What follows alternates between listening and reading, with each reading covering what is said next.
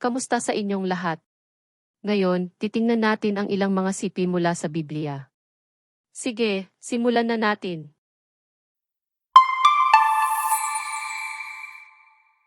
Mateo Kapitulo 5 versikulo 14. Kayo ang ilaw ng mundo. Juan Kapitulo 8 versikulo 12. Ako ang ilaw ng mundo.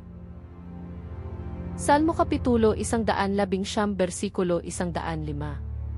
Ang iyong salita ay ilawan sa aking mga paa, isang liwanag sa aking landas. Mateo Kapitulo 5 versikulo 16.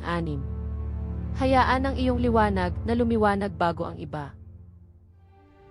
Juan Kapitulo 1 versikulo 5. Ang liwanag ay nagniningning sa kadiliman at hindi ito dinaig ng kadiliman.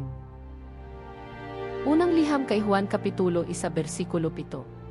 Kung tayo'y nagsisilakad sa liwanag, gaya ng siya inasa liwanag, tayo'y may pakikisama sa isa't isa. Efeso Kapitulo 5 versikulo 8. Ngayon kayo ay liwanag sa Panginoon. Mamuhay kayo bilang mga anak ng liwanag.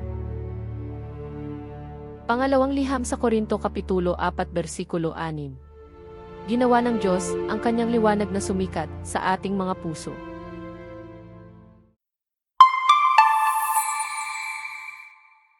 Naway mapuno ang iyong araw ng kagalakan, kapayapaan, at hindi mabilang na mga pagpapala. Manatiling positibo at yakapin ang kabutihan sa paligid mo. Salamat sa panunood.